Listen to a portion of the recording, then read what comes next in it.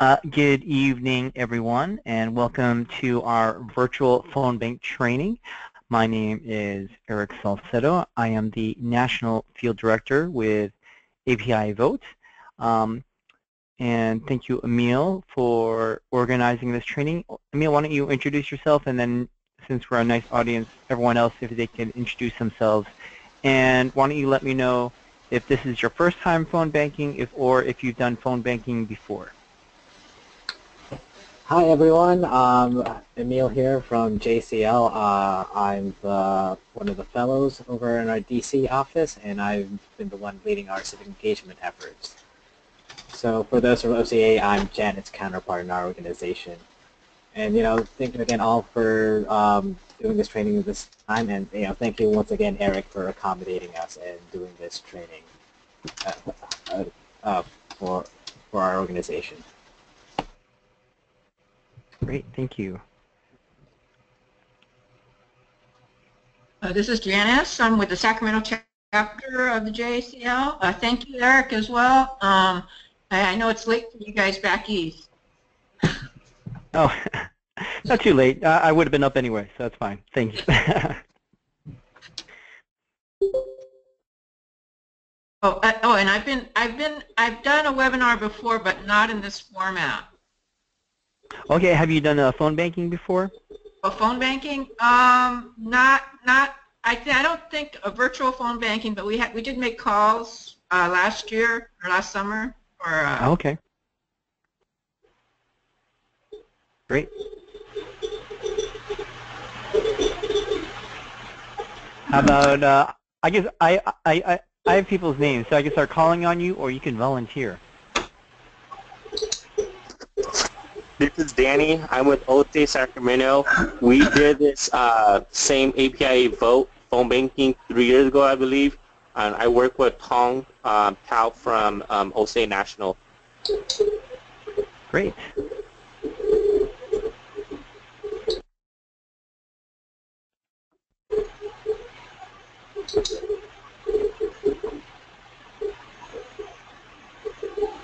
How about Craig?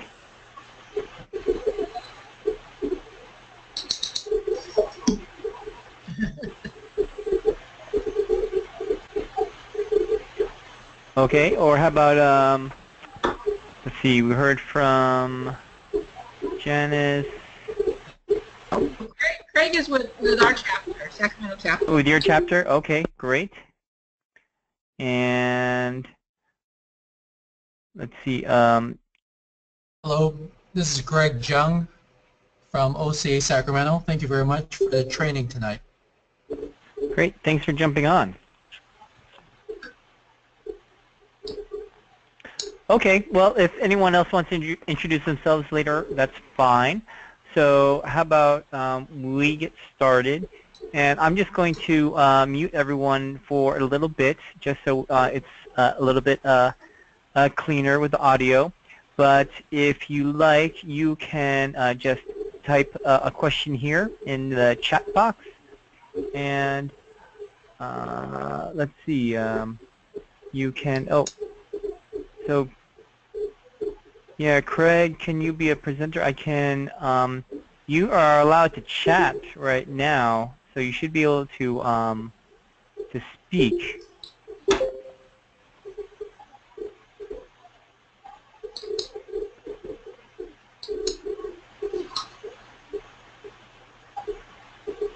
Okay, so I'm just going to mute everyone right now, but if you have any questions, please pop them into the chat box on the right, and Emil, while I'm speaking, and if I miss any questions, please flag them for me.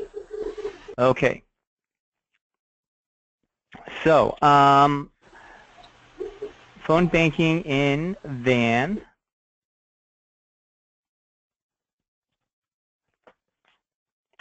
So our agenda for this evening, we're going to talk about VAN and the virtual phone banking tool.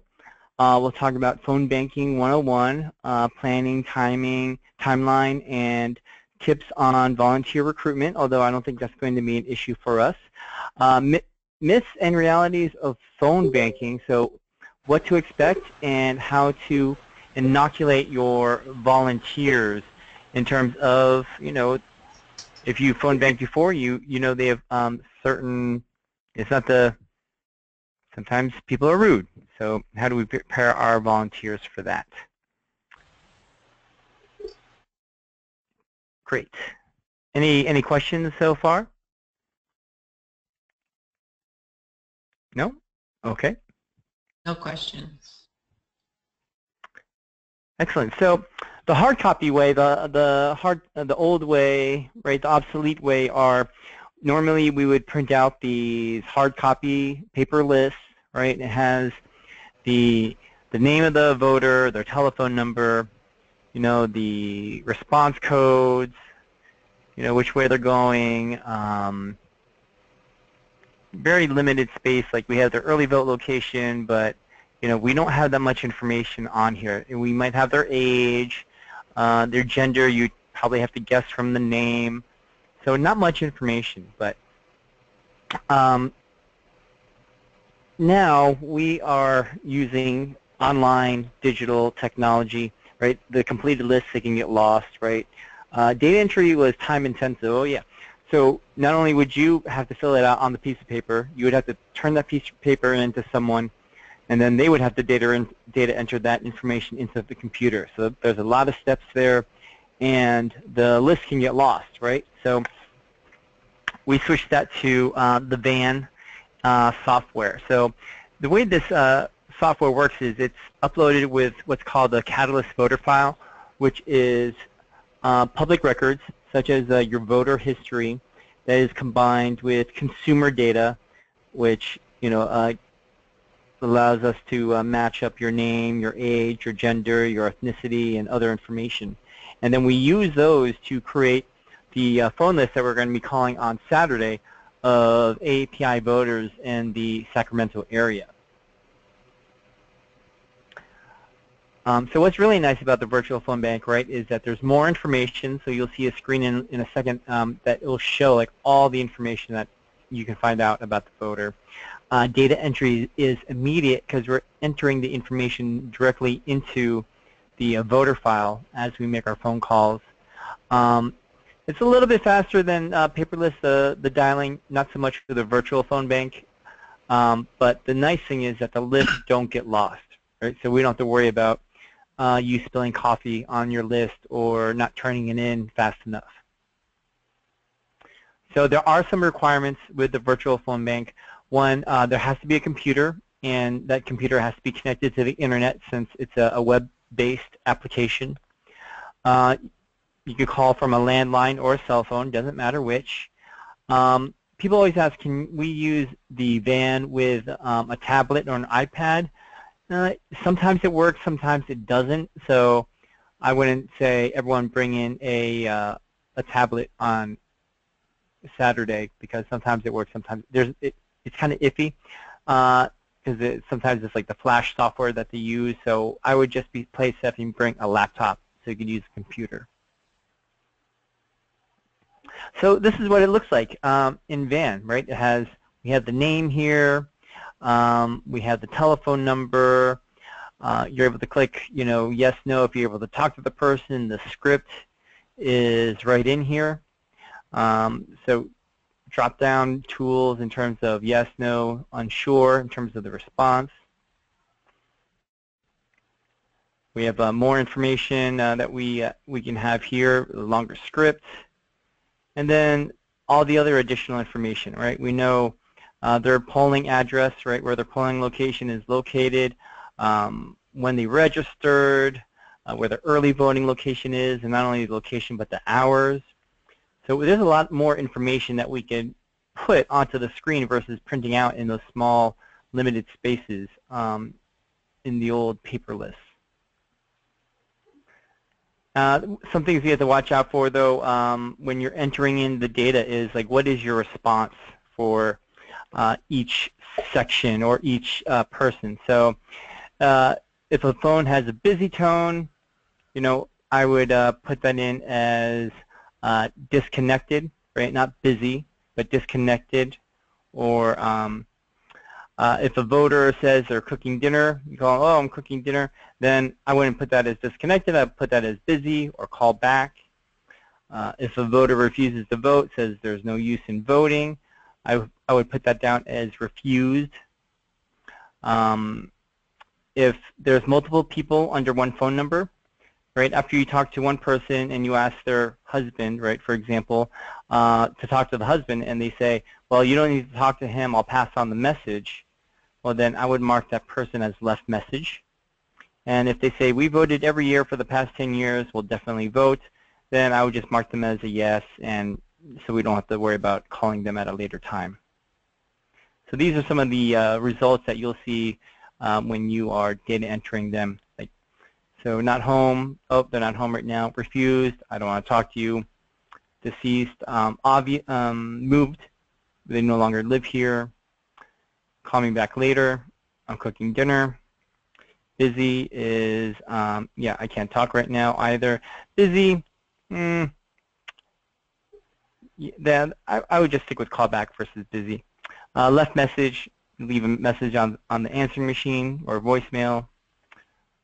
Wrong number, no, this isn't the number you're calling. Disconnected, that's a noise, right? And language barrier, they speak Spanish or some other language that you're not able to speak to them in. So some questions that we always get with Van, and if you've ever used this before, and I know some of you have, sometimes we run into issues of, you know, I can't log into Van, why not? Sometimes it's just a matter of like refreshing your browser or shutting it down. I know sometimes since it is a web-based application, sometimes it doesn't work with the latest versions of like Chrome or Firefox. So you might just have a backup browser like Internet Explorer ready to go for Saturday, just in case, because sometimes the web-based application doesn't upgrade quickly enough to handle the newest form of Chrome or Firefox. Do you have to read the script word for word? No, you do not. And we're going to go over the script in a second, or at least part of the script. And we really emphasize that you practice on Saturday before you get people onto the phones, so they become more familiar with the script. And Emil and I will be sending that out to you tomorrow. I was asked a question about voting that is not in the state-specific FAQ. What do I tell the voter? Just tell them the truth. Say, I don't know. Can we get back to you? And you write their name and telephone number so we can get back to them with the information they have. It's always okay to say, I don't know. It's not good, not always okay to say, to make an answer up. Or it's always not okay, excuse me, to make an answer up, right? If there's something we don't know, just say we don't know, and we'll get back to them. Any questions so far about Van?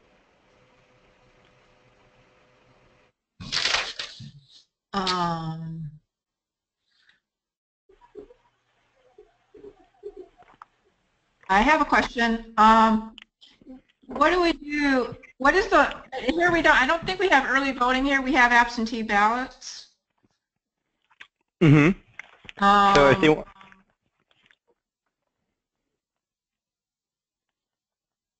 yeah, so the question then in the script would be, are they going to early vote, or are they going to cast an absentee ballot, or right. Have they already applied for an absentee ballot, that sort of thing. Okay, already applied. That's a good one, because you can drop those off at the ballot at the polling place if you need to. Mm-hmm. Mm-hmm. Okay, thank you. Nope, no, that's a good question. Any other questions? Okay, so here are our happy phone bankers from, I believe this is in Houston, making phone calls. So planning your phone bank, and since you have one on Saturday, I'm sure you've already done this. You have a space to do your phone bank, right? It has a phone system and internet access. Enough space so you're not talking over one another, and there's chairs so they're comfortable. Recruit and confirm your volunteers. So how many phone bankers are you expecting this Saturday? OCA, we're going to be bringing 4. Total of 4. Oh, great. I have 3, possibly 4, depending on if the person who got sick today is well by then. Okay, okay, great. And then I will ask my other question later on in a second about volunteers. Identify a trainer. So one of you will be doing the training, the in-person training, right, for those who aren't on the call, kind of running through the training agenda, which I'll share with you in a second. You want to secure snacks and drinks, right? Make sure that they're well hydrated and they have, like, little some food, because you don't want grouchy phone bankers, because you could hear grouchiness on the phone. And then if you need any buttons, stickers, or T-shirts, because we want you to take pictures of yourselves phone banking so that we can use you in next year's training webinar. No, but also because it'd be really cool to show the work that you're doing in Sacramento. So possible locations: home, office, especially on a weekend when it's like a business that's closed, or a community room, like at the library or at a university. Where are you guys going to be phone banking on Saturday?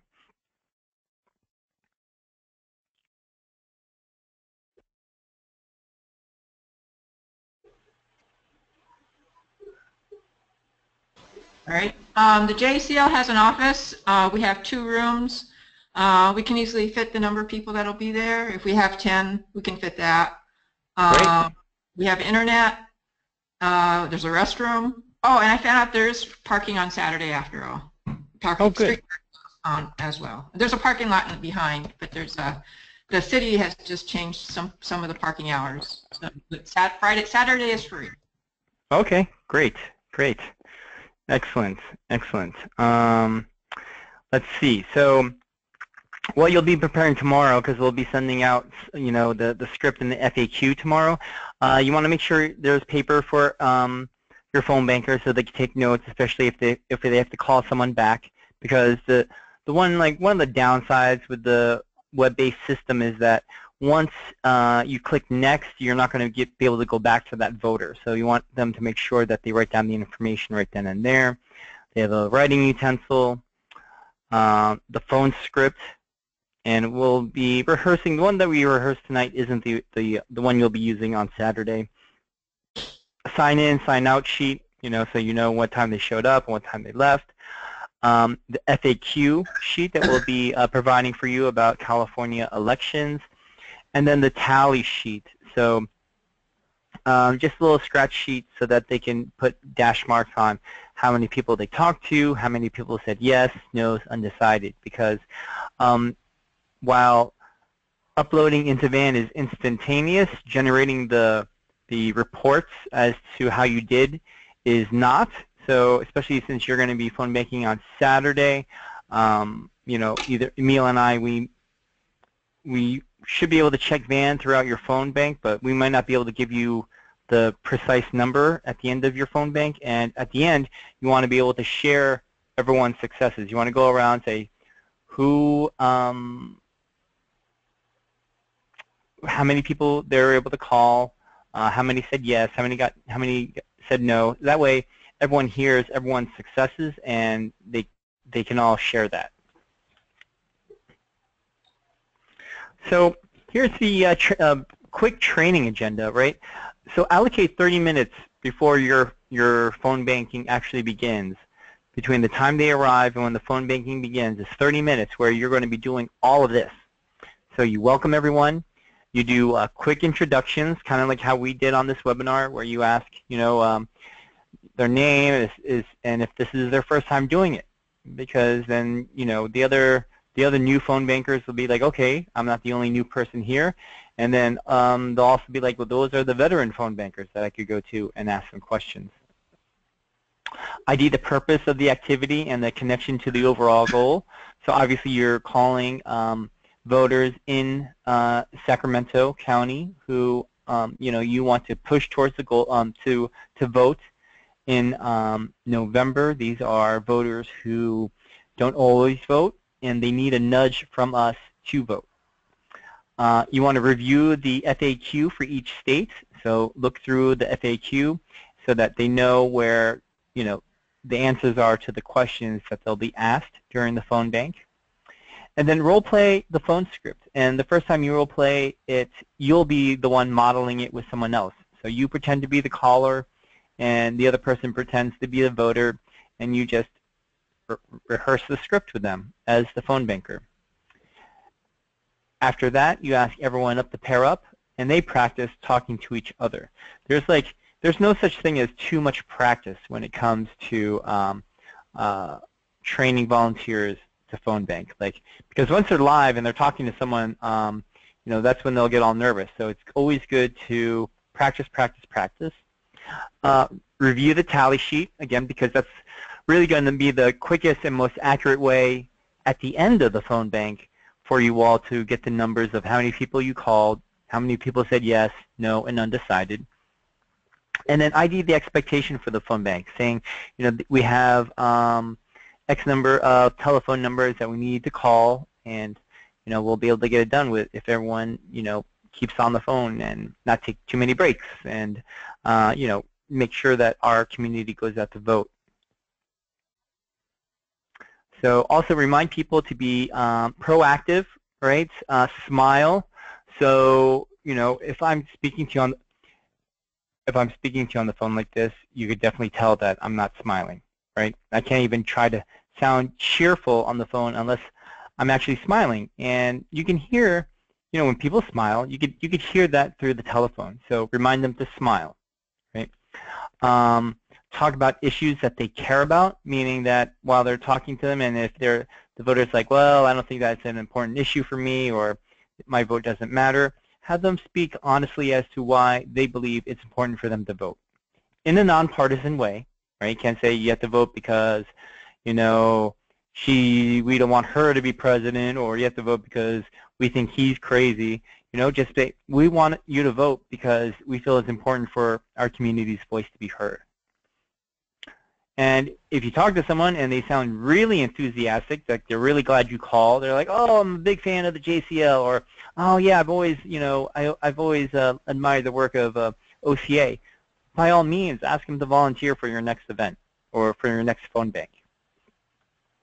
So after you go through the training, any questions, then you catapult them, right? You put them on the phones, show them how to log into the van, and after 15, 30 minutes, walk around and check in on the volunteers. So there should be one person who is not going to be phone banking during the phone bank, who is the phone bank captain. And that job of the captain is to go around and troubleshoot and make sure that everything is running smoothly for everyone else. So always walk around, listen to people on the phone, see if they're running into any problems with the script. If it seems like they keep on reading the script too much, just say, hey, pull them aside, practice with them, because reading the script word for word verbatim is like the worst thing you can do. At the end of the phone bank, debrief with everyone, and the way I like to debrief is to just go around again, say how many people they talked to, how many yeses, nos, and undecideds they got, but then also open it up for, not everyone has to answer this question, but say, can anyone share with us a really great phone experience? And be like, oh, I talked to this voter, it was great, they're really excited to speak to me, and I spoke to them and their grandmother, and they're all going to vote, it was awesome. And then also share, what is someone who had a worse or a negative experience, because everyone's going to have that, but new phone bankers, they might not realize that. So they'll think, oh, this is the worst experience I ever had. So many people were mean to me. I don't want to ever do this again. But if they hear that everyone else got mean phone calls, then it's not that big of a deal, right? So ask that. Invite people to share a negative phone call experience so they know that it happens to everyone. Like, oh, I talked to this one voter and they told me to, what's something PG I can say? They told me to take a hike and hung up on me, right? It happens. So, but you want people to share that because you want them to know. And then afterwards, you want to thank your volunteers as they leave, thank them again the following day, and if you're going to do another phone bank, ask them to commit to the next phone bank. Is this the one and only phone bank you're doing, or are you going to do one more phone bank after this one? I don't know about OCA, but we're planning that if we don't get finished with all the numbers, we have some college students who may or may not be able to make it on Saturday. They said they were pretty sure they wouldn't, but they would try. And if we could get some of the numbers to them to help them finish up the numbers. Okay. Hey, Janice, this is Greg. Yeah, we can talk about it on Saturday. We'll see how far we get. Oh, yeah. And if we need to continue on, I'm sure we can arrange something. Cool. Great. So going back to this screen, so we talked about how you should practice the script, right? And so this is what the script will look like. You'll have paper versions of the script as well, so you can hand that out at the beginning to practice, right? But it's pretty basic here. For the script, you don't have to go word for word, but there are certain parts of the script that should be emphasized, right? So let's see. For this one, if everyone can see it, it says, hi. Oh, also, before you call, please check the tab to see if there are any other voters in the household. This is important because the way the other voters will pop up, it will pop up as tabs along the top where the voter's name is, and you'll see other people in the household. So you want to make sure that if you only talk to one person, that you click through and mark everyone else as not home or left message if that was the case, because otherwise those other voters on the tab will pop up in other people's lists. And then the next thing you know, you're calling a household and you're speaking to the same person 4 times. So you want to make sure that once you talk to someone, mark them as not home, so we don't have to worry about talking to them again, especially at that same time. So, hi, my name is Eric. I'm with OCA here in Sacramento. Is Emil available? Great. Hi, Emil. You should be receiving a piece of literature from us any day now, explaining why it's important to vote in the upcoming elections this November. And we wanted to make sure you're planning on voting, as we may contact you after the election about your voting experience. So as you can see, the first part, it's very general. Just identify yourself as a volunteer with JCL/OCA, that you're from the area, because people admire that. You're local. They'll be getting our mail piece from the OCA JCL mail piece sometime next week. But we just want to make sure that they're all ready to vote for the November election. Now this last line, this is what we call the social pressure piece, because it's implying that we're going to know whether or not you vote, and we're going to talk to you about your voting experience. So kind of like saying, we want to make sure you're voting because we're going to talk to you about your voting experience. Or sometimes it might be even as strong as, records show you're not a freaking voter, and we want to make sure you're going to vote in this important election.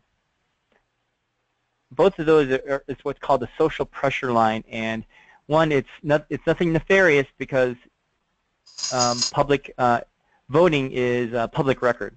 Who you vote for is absolutely secret, but whether or not your vote is public record. So in case they ask you that, well, how do you know I vote, or that, then you can tell them, well, it's public record.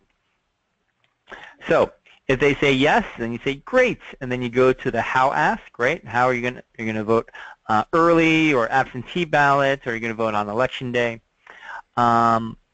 If they say no or undecided, well, important local issues like the funding of the community center will be impacted by this year's election. Your vote matters, and the voice of our community will be more powerful if you vote. You can, if you're not available, you can apply for an absentee ballot, blah, blah, blah. Or if they say, I'm going to vote absentee, then you say, all right, are you ready to vote absentee? Do you have any questions? Have you already filled out the application? You can go here. And if they say, oh, I'm going to vote on election day, don't worry. Just say, okay, great. Reminder, the polls are open from this time to this time. And then, have you made your plan to vote? Do you know when you're going to vote? Do you know where your polling location is? So when those types of questions about making a plan, those are integral for voters, so that they go from this abstract idea of, yeah, I'm going to go vote, to actually envisioning, okay, I have to go vote at 3 o'clock because I have an early dinner appointment, or I have to go pick up the kids, so I have to go at this time, or I'm going to be working late, so I have to go vote in the morning, right? So they start visualizing themselves voting, and what time they have to vote to do that. Any questions about the script or anything about the volunteer training?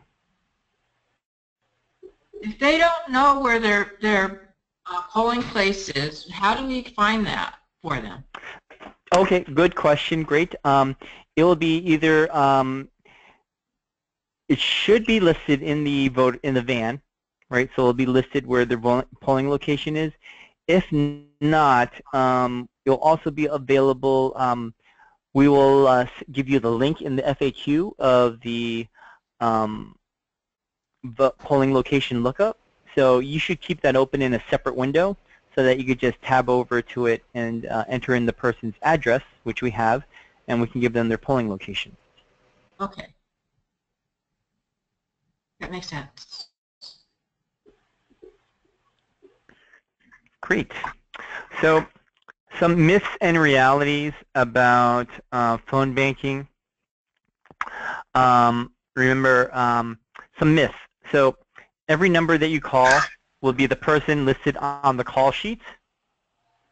Every voter will be happy that you called. And every voter will speak to me with respect and kindness. So the realities are, right, unfortunately, there will be wrong numbers and disconnected lines. So we are going to try to filter this out to the best matched and the most connected telephones, but there's still going to be some that, you know, just got disconnected, or they're good telephone numbers, but they're not the person who we think they are on the other line. So just mark it down as wrong number or disconnected. You'll be calling them at an inopportune time, right? So hopefully we're calling them at a time that is good for them, but you know, they might be busy, they might have had a rough night or whatever, so you know, it happens. Some voters will say some very mean things, right? They'll say, go to heck, you know, leave me alone, take a hike, or might even curse at you, right? So prepare your volunteers and just say, hey, not everyone's going to be happy that you called. I remember, I think that was like the biggest eye-opener for me the first time I ever did phone banking. I'm like, why aren't these people happy that we're engaging them about civic engagement, right? They're like, leave me alone. But we will, though, treat everyone with respect and kindness, right? So even if the person we speak to is just expletive after expletive, right? They're worse than a sailor. We just say, well, thank you for your time, and you know, and just hang up the phone, right? We don't want to engage on their level, right? So, any questions?